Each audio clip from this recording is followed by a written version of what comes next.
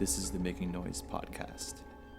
If you were to kind of find one thing, and this is like a more personal question with what you want to see for vocal music is, what is something that you would like to see more composers doing?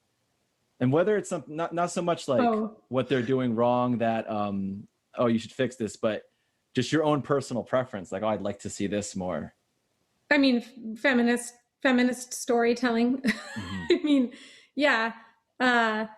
modern stories, different kinds of stories for sopranos and mezzos and for different identifying singers, and for tenors and basses, and for male identifying singers, different kinds of stories too, that's the number one thing for me. And, I really just don't think we need to go tell 18th century novels. I love Jane Austen as much as the next girl, but I've done that. Right. So, give me Ripley from Aliens, or, give me some new stuff. And, an opera is a ton of time for everyone involved at every stage. If you're talking about like even a shorter opera, it's a ton of time, and so I feel such a fatigue seeing, stereotypical characters being written again and again and again and again. That's fatiguing. I'm so over that. Yeah. We're done. I sense there's a workshop coming. Sure. Yes, absolutely. Let's do it. The other thing I think too, my mind went right to opera, but it's not just that, and I know what happens. I know the first things that come up when you type public domain poetry. Mm-hmm. I know who those poets are, and I know what poems come up because they're the ones I get handed again and again. So, digging deeper and finding maybe living poets to work with. Because, if you dig into public domain poetry, if that's your place that you're going to, you're talking about older stuff, and it's going to be harder to find feminist stuff to set. And so there's that. There's also just like, okay, the first page of results on Emily Dickinson versus like the 50th page of results on Emily Dickinson. Like, if you're going to do Dickinson, dig deeper. Those are my hot takes. But, and then if it is opera, story, do you realize it's going to be staged? Because I think that the transition from writing concert music into writing staged music, what is that? Because we memorize and there's movement, and from the theater perspective, you can have a play with no lines. You can have drama, you can have physical action. There doesn't ever have to be a line. So there can be this thing where, like, in the transition, I think, from writing like recital song or concert music to writing opera, where there needs to be some time exploring what does that mean? What does it mean to write an opera?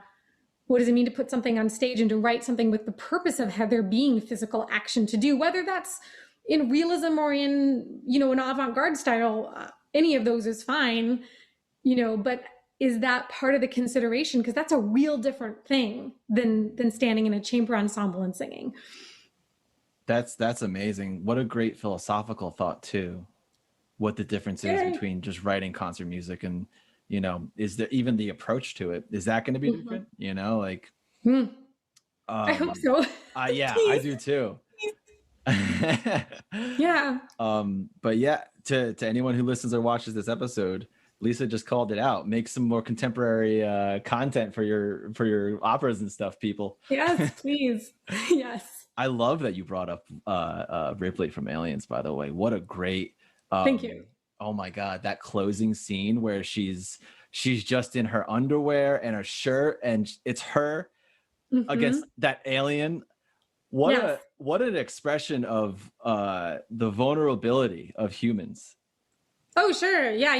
That's part of there's so much in the horror of that entire set of movies, but in the first Alien in particular, that is, the costume and the, just the vulnerability of people, like you're saying, and the sort of the staging of that. But there's theater, there it is for you, you know, like what, and then you see it too, the creepiness. The ship is full of nooks and crannies, and it's got lots of pipes, and it has kind of creepiness in it. Mm-hmm. So there's all these things that make the storytelling and the horror come alive because of the use of set and costume, and what that does to us watching. Yeah, right. Those movies are some of my faves. I just love those movies.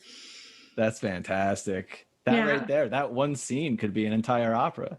It could totally be. Yeah, don't do that without do something in the ilk. Don't get stuck in a copyright thing. Oh yeah, yeah. But yes, a Ripley-esque. I would totally. I would love to sing a scene where I get to blow an alien to bits. Please, where's that? That's gonna. We'll get you a flamethrower or something. Awesome. Yes. It's do you know flamethrowers? They're illegal to use, but you can build one. They're legal to be built, I think. Or is it illegal to use? What is it? Huh. Or no, you can't buy one, but you can build one. That seems very strange. I think. I could be totally off on this. Someone's also, gonna see how this funny. I mean, that's a strange place to draw a line, people. I'm just saying. I'm not saying I'm pro flamethrower purchasing. Actually, I think I'm wrong because Tesla, I think, had a limited flamethrower for sale.